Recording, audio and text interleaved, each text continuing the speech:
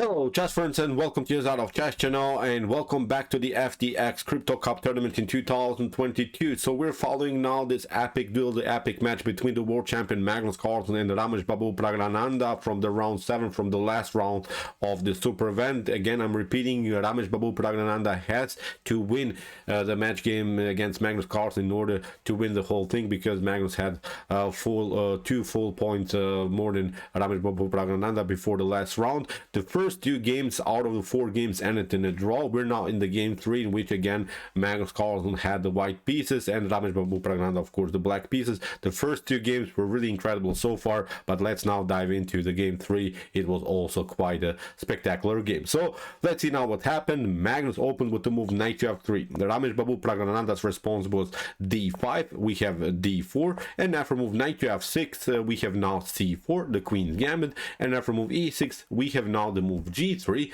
Magnus Carlsen is playing now the so-called Catalan opening, and this is quite a dynamic opening. If you want to study really some wild lines after the first moves d4, the Catalan is perfect one, and I used to play the Catalan before, but now I stopped a little bit because the game can become really wild with the mortal tactical lines for both sides. So it's quite a dynamic game already. So here after move g3, we have d takes c4, bishop to g2. So here Praggu choose to play the so-called open defense with d takes c4, basically inviting white to take out the pawn on the c4. Still white is continuing then with the dominant position in the center of the board, but after move d takes c4, we can notice at least one thing. White needs at least 2 tempi in order to recapture the pawn. So you have to play once with the queen, then another time with the queen, or you can do the same with, I don't know, knight to a3, knight to c4, knight to d2, knight to c4, but you're losing sort of a valuable time in order to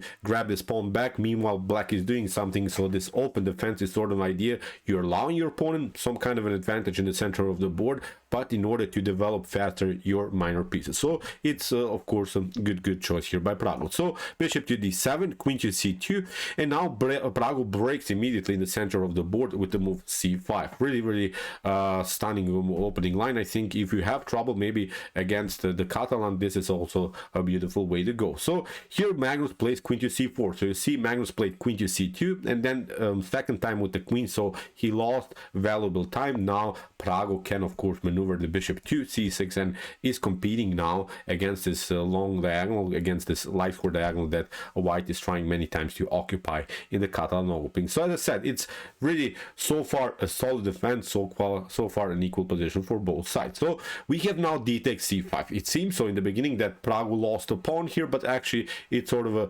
slightly gambit line. It's only a temporary loss of the pawn, because here Praggu is continuing the pressure with the move knight to c5, knight to d7, attacking the pawn on c5. The problem is now after move b4, if you are trying to protect your pawn like this, then you get this one a5. So white get challenged immediately. You still have to secure the king by calcing. We will eventually break here the position. Eventually the c5 will become a weakness. The problem is a3. It's not going to work because a takes b4, is not working. Look at this, you lose the rook here on the a file, so it's simply not working. So as I said, that's why after move knight from b to d7, so as we said, it's only a temporary win of the pawn. Black will recapture the pawn for sure. So we have bishop to e3. Magnus is trying to hang on to this pawn. Now bishop to d5, played by Praggu, perfectly fine. And after move queen to c1, you could maybe take out the pawn immediately. Knight to c5 is an opportunity, but it leads now into a tricky line. I would really call it a tricky line because, okay, you can take bishop to c5, and of course black can play rook to c8, but look at this. White will eventually defend its bishop on c5. You will grab the piece, but that's not the point. But now after move knight to c3, b takes c5, white proceeds here with the move b5, and suddenly I like more white's position with the move a4. Look at this, we have here 2 connected pawns. This bishop is hanging, we'll play kingside castling.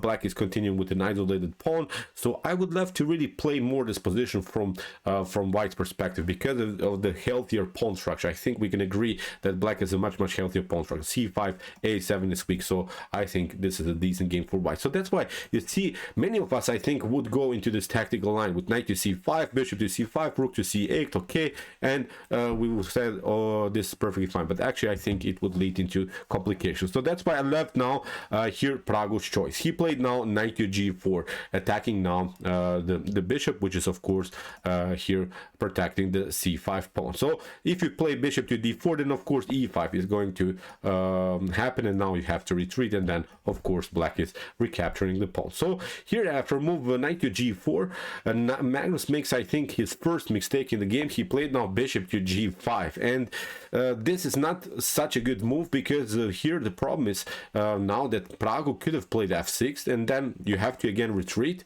bishop to e3 or bishop to d2. Look at this, knight to e3, queen to e3. Now we grab the pawn here with an extra tempo against the queen.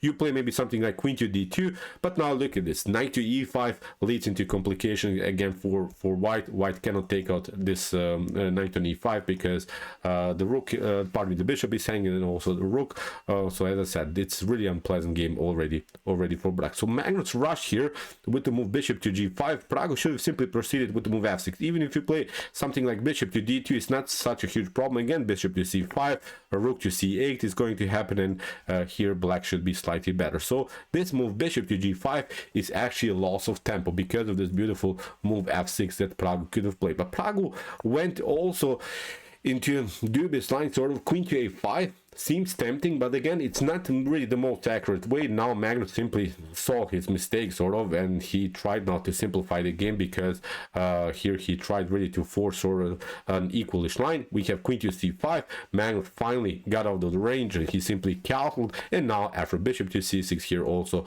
Praggo cemented the bishop here on a more solid square, and still is competing here against the bishop on g2. So pretty equal position, nothing dramatically actually happened, but as I said, you see how the game can slip if you maybe just make inaccuracy in an early stage of the game. So h3 was played by Magnus Carlsen, kicking away the knight, and here Praggo maybe could have played the counter attack. Would be interesting to see maybe something like bishop to f4, and now you retreat to f6, because if you take with the, if you take here the knight on g4, we'll take it also out here. Knight takes g5 is not possible. Here look at this, bishop to f3, maybe getting the knight somehow into the game. Bishop to d6 is going to happen, maybe trying sort of an attack against the pawn on g3, because we have here also the tension. So the h file is open. It would be, I think, a really interesting game. But okay, here after move h3, Rameshbabu Praggnanandhaa retreated, hoped for drawish line again. Knight to e5, knight takes e5, knight takes e5,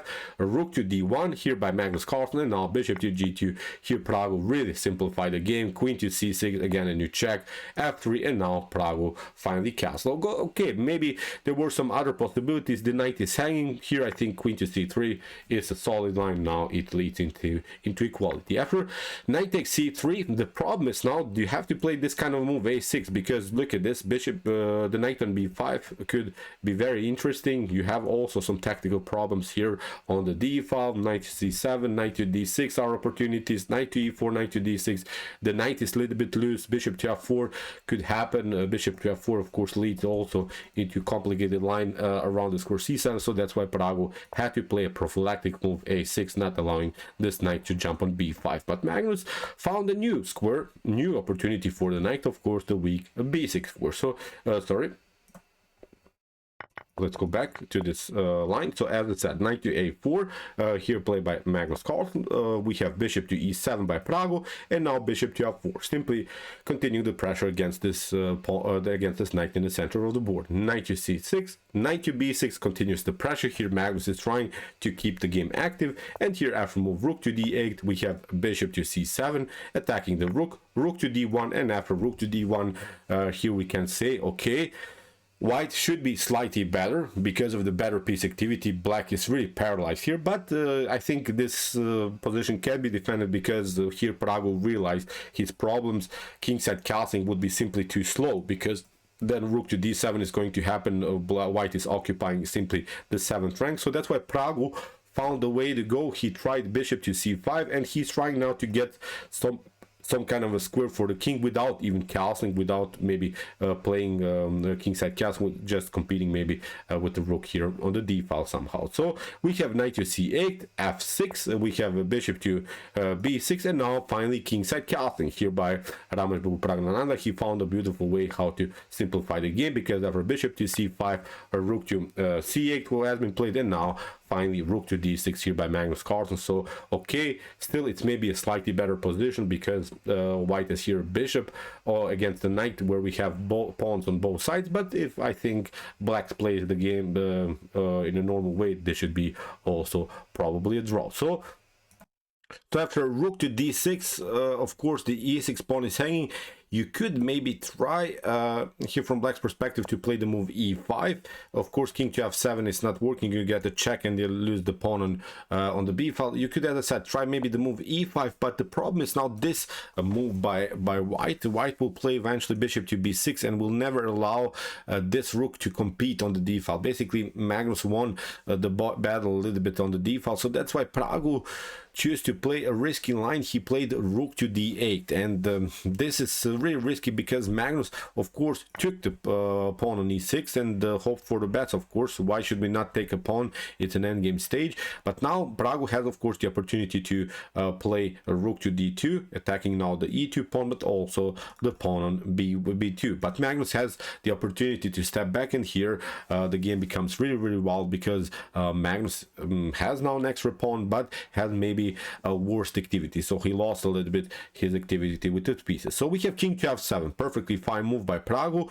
We have rook to e4. Magnus has now to stay on the e file, where here's keeping his pawn protected on e2. We have b5. Now the threat is of course b4, maybe bishop to b4, knight to b4, something. Then also the pawn is hanging on e2. But okay, here in continuation, king to f2 was played by Magnus, and now f5, and this was risky by Praggu. You're liberating a little bit here, too much spaces for white. White can then of course infiltrate with the king here towards the squares. Maybe rook to d1 would be very interesting, because you can play rook to a1 at least, and maybe grab this pawn back. You have to now get your pawn back that you lost, I think, in the continuation of the game. Maybe something like bishop to c5 could happen, and then you can again play rook to d2. But the problem is, I think you can also play something like king to h1, pardon me, rook to h1, at least deflecting the king more towards the king side. But after move f5, here Magnus Carlsen played rook to f4, and you see now this pawn is hanging. You have to make a reaction, king to e6.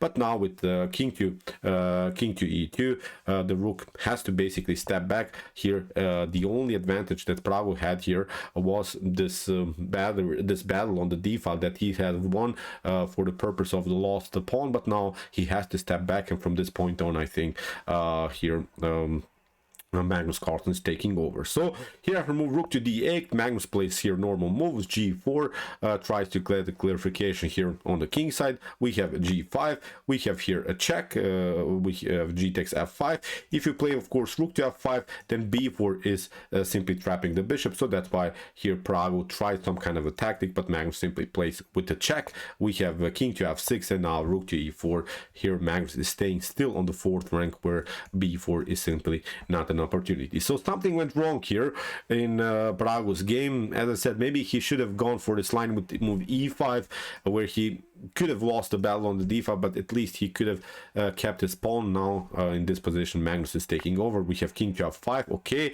but still white has an extra pawn. And as we said, the pawns are on opposite side, and the long range piece, the bishop is in such positions much better. So here much better, maybe even a winning endgame here for Magnus. Bishop to c5, a rook to d5, bishop to e3, simply getting this bishop on better squares. We have knight to e5, and now h4, simplifying again the game here on the king side. We have h6, h takes g5, and here after move h takes g5, Magnus solved every problem now on the king side, because if Magnus would not have done that, then there is always a risk maybe that black creates sort of a passer on the h file. This could be then risky. So this was a good way to go here by Magnus, but we know that Magnus is really an endgame expert. H6 g5, h6 g5, and now he has here a 2 versus 1 situation on the king side. Rook to d4, Magnus is hoping for a simplification. Bishop to d4, pardon, rook to d4, bishop to d4, and now knight to c6, attacking the bishop. Bishop to c3, we have now g4, king to f2, Magnus is playing now actively with the king, g takes f3, and now king to f3. Magnus is again getting the king closer. This should be really winning, because you cannot even do moves like knight to e5. You always risking this idea, bishop to e5, king to e5, and just with one pawn, white is winning this endgame for sure. So this is simply not working. So after move king to f3, king to e6, Magnus gets also the king here towards the center. And in these types of endgames where you're having a bishop against a knight, you should always block the potential activity here by the knight. So you are basically restricting the knight's ability to play. You're just chasing it a little bit around all over the board, so you're not allowing this knight to get on a cemented square, maybe on a beautiful square where it cannot be attacked for. So really it's also an instructive endgame that Magnus Carlsen will play here. So knight to b8, king to d4, we have a knight to d7, Magnus is playing bishop to b4, knight to b6, and now b3. Again, you see this restriction idea. b3 is preventing knight to c4, knight to a4, and this bishop is chasing still this knight all over the board. So this is the way to go. So knight to d5, again, you see this restriction idea. The knight is kept out of game. So Magnus is now trying to, of course, get the king towards the c5. So we have knight to f6, e4, we have knight to d7, bishop to b4, as again chasing a little bit the knight. We have knight to f6, we have e5, kicking with the knight, knight to d5, and now a beautiful move, bishop to d6. Now the pawn is cemented, so the pawn is protected, and now the king can play much more freely and attack these pawns on the queen side. b4, king to c4, a5, king to b5, knight to c3, but now Magnus grabs this pawn here. Rameshbabu Praggnanandhaa grabs also this pawn, but Magnus should not have played, of course, this line. This leads into a draw, because here you can play simply knight to c1, you grab this pawn. This is not the important pawn. This pawn we want to take, and then it should be a draw. So that's why here Magnus kept the position really complicated. He tried king to a4, king to d5, we have king to b5, keeping the king paralyzed. We have king to e6, and now king to c4. So you see now what Magnus is trying to do. He's trying now, of course, to get here the king to c2, attack the knight, and when the knight comes on c3, then it's the way to go, because we can then take out the pawn on b4. So that's why king to f5, we have king to d5. Now the king stepped back, and here Magnus Carlsen also played a beautiful Zugzwang. Now he's trying to, of course, to get the pawn to e6. So that's why knight to c3 had to be played. We have king to c6, king to e6, king to c5. Again, here Rameshbabu Praggnanandhaa is playing on the same motif, but now after king to b5, king to d5, now Magnus is okay playing king to a4 again. He's trying to again to reroute the king. We have king to e6, and now finally bishop to b4, because now this idea of knight to c1 is not working, because this pawn is protected, and now here Magnus Carlsen defended this pawn and has now completely winning endgame here, because he has now two extra pawns. If you here from move knight to instead of this move knight to c1, if you try, of course, to play king to e5, if you take out here this pawn, then the problem is now then the knight gets trapped, and this is not, there's simply not a good square anymore for the knight. You simply play bishop to d2. You are again playing on this restriction idea. The knight cannot come on c1, the knight cannot come on c3, and now you just play king to a3, and the knight will be trapped. So this is winning. So that's why after move bishop to b4, you see you have to maneuver the knight, but now after bishop to d6, Magnus kept both of these pawns on the board and simply pushed them further. Here a couple of checks, not a problem, but here after king to a6 in this position, Rameshbabu Praggnanandhaa resigned. So what to say? Pragu defended like a lion here. Magnus searched for opportunities. I'm not sure about this position where Pragu had the opportunity to push the pawn on e5, lost the pawn eventually. You see how Magnus is playing this endgames. He's not normal when it comes to endgame techniques. This is really incredible what he's doing. He's playing this endgames like a machine. So you're basically playing it like against like almost like a Stockfish engine here. So Pragu kept it calm till one particular moment, eventually broke, and then Magnus takes the win. So still nothing lost. Maybe Pragg has still some chances to win the game. We'll see. He has to win now the game 4, but so far tough game it will be for sure. Magnus played really an awesome game here in the game 3. So okay, I hope that you enjoyed the game. Really wild stuff happened so far in their match game. Although we have seen so far 2 draws and 1 win, the first 2 games were also incredible. You can also check them out. Here are the links of the games that we have analyzed, and now also here's the game 3. So we'll see, of course, the game 4, what will happen, and see you soon with some more videos. As I always like to say, chess is the best, of course.